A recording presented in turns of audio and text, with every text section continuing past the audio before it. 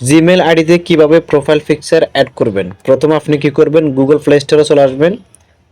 Play স্টোরে আসার পর আপনি উপরের দিকে লোগোতে ক্লিক করে দিবেন। লোগোতে ক্লিক করার পর আপনি এখানে এই পাশে দেখুন ক্যামেরা অপশন আছে। আপনি যদি এটাতে ক্লিক করেন তাহলে এখানে এরকম একটা অপশন চলে আসবে। যদি এরকম না আসে তাহলে আপনি ব্যাক করবেন। ব্যাক দেওয়ার পর আবার লোগোতে ক্লিক করে দিবেন। তারপর আপনি ম্যানেজ ইউর গুগল অ্যাকাউন্ট এটাতে ক্লিক করে দিবেন।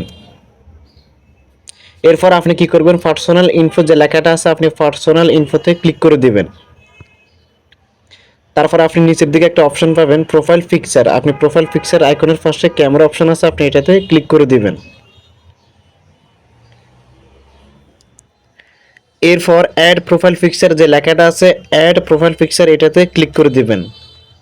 তারপর আপনি ডিভাইস ফটো যে লেখাটা আছে ডিভাইস ফটোতে ক্লিক করে দিবেন। এরপর আপনি browse or take a photo এটাতে ক্লিক করে দিবেন। এরপরে মিডিয়া ফিকার যে লেখাটা আছে মিডিয়া ফিকার এই লেখাটাতে ক্লিক করে দিবেন। তারপর অ্যালবামে ক্লিক করে দিবেন। এরপর আপনি যে পিকচারটা দিবেন ওটাতে সিলেক্ট করে তারপর এটা বসে দিবেন। কিছুক্ষণ অপেক্ষা করবেন।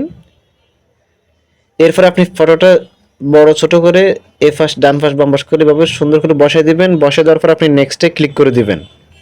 তারপর সেভ অ্যাজ প্রোফাইল পিকচার যে লেখাটা আছে ওখানে ক্লিক করে দিবেন।